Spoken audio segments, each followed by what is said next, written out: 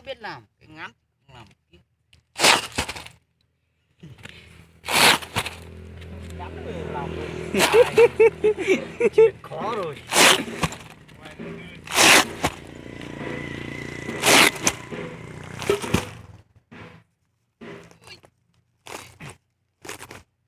Xí rong mà.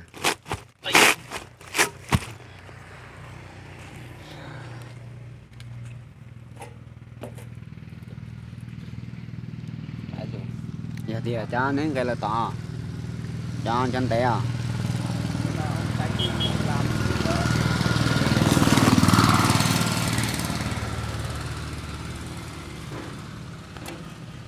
cũng sẽ tính những cái gặp đấy lọ nè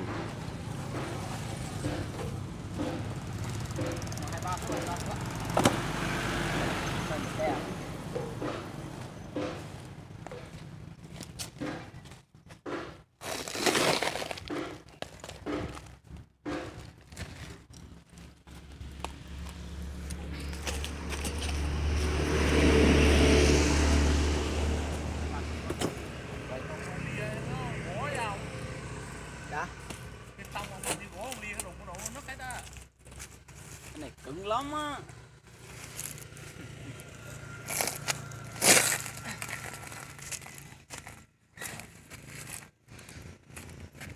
Bao nhiêu cây đếm thằng chị đếm rồi 44 cây rồi.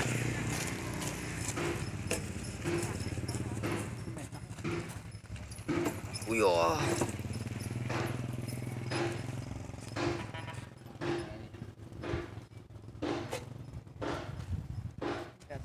chạy đâu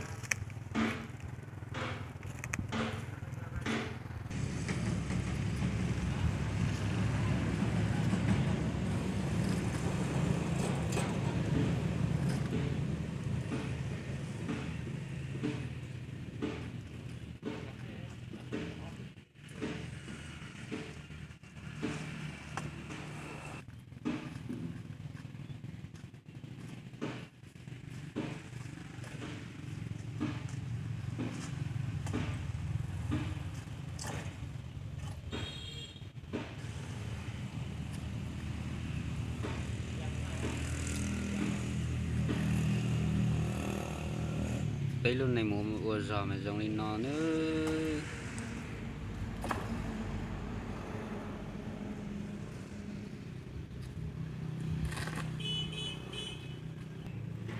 Ô tụ bốc kịch nó cho cái một sai với chân kịch nữa.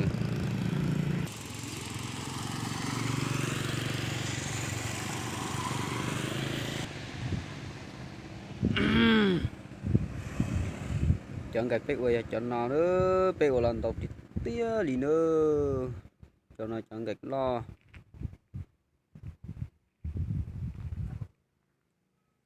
cho nên nó cho trâu lúc khó nữa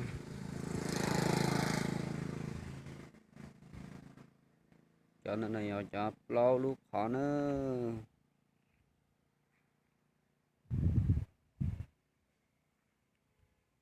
biết thay cho nhỏ mà nhỏ ra nó mua xí hở của mà lì quay tôi trở bên chia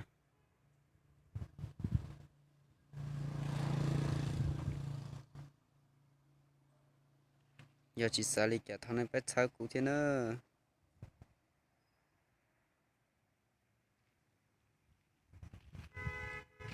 cho nó nhà bé đồ luôn nữa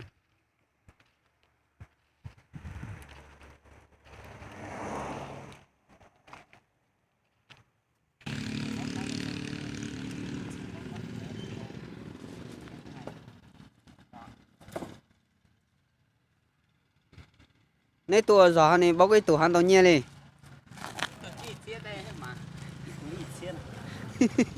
ít túi chia sư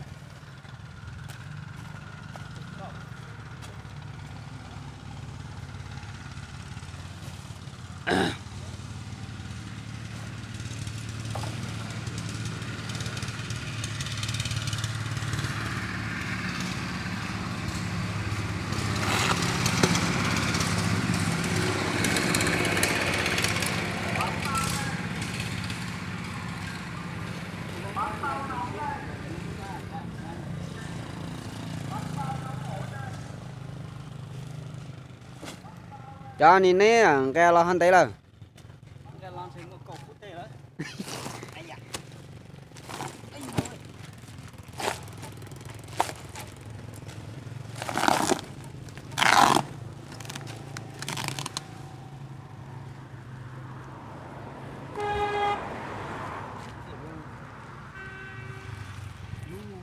nhét đi hơi ồ Dạ, to. ô cho giò nó mà ít cho họ nó chi xia chỉ ít xia thôi đâu ít ra mà mua trâu xe trò đấy nữa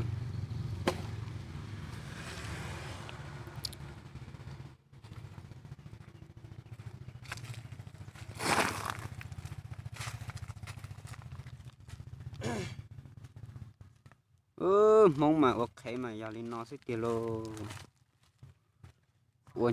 ôi nhẹ là chỉ tao nhẹ đi nữa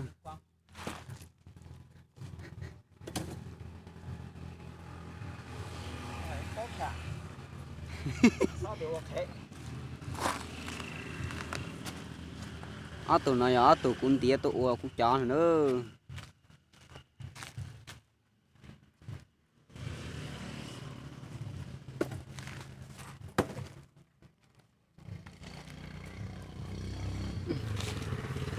cú mắc cả tao là cú rậu xứ rồi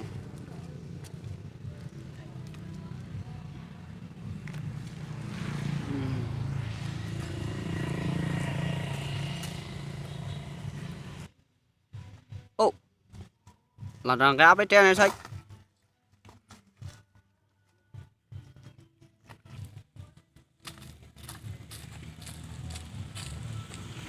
giọt tẻ rồi cho áp bên tủ xứ rồi nữa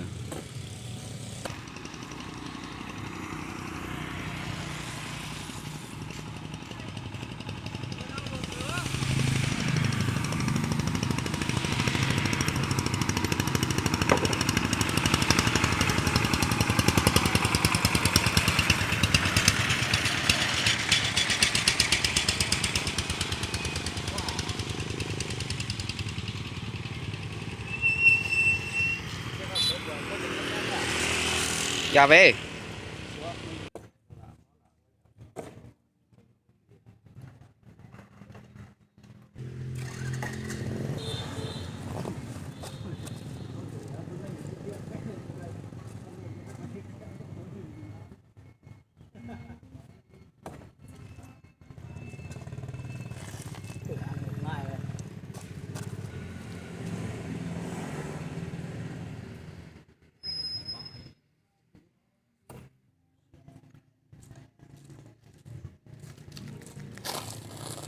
Không này đấy.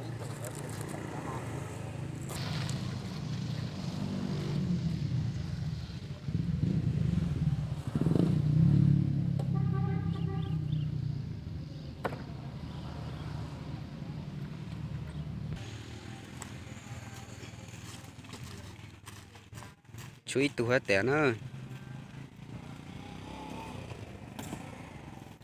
tại kỳ thơ mà liền ra nhia tua nó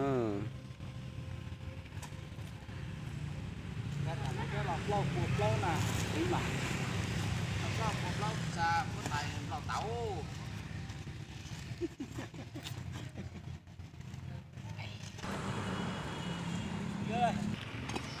Lấy bao nhiêu viên đấy?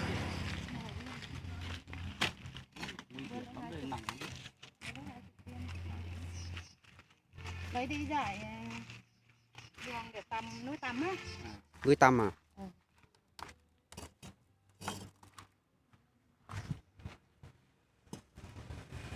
Đi lạc xong rồi gạch chỗ lúa đi chở đó. lấy đi xài nếu mà có chất lượng thì giới thiệu về họ về mua nhiều nha Này đi kia.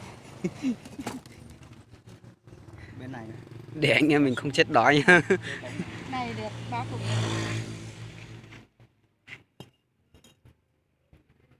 Bây giờ lấy xuống được, nhà lúc lấy xuống được.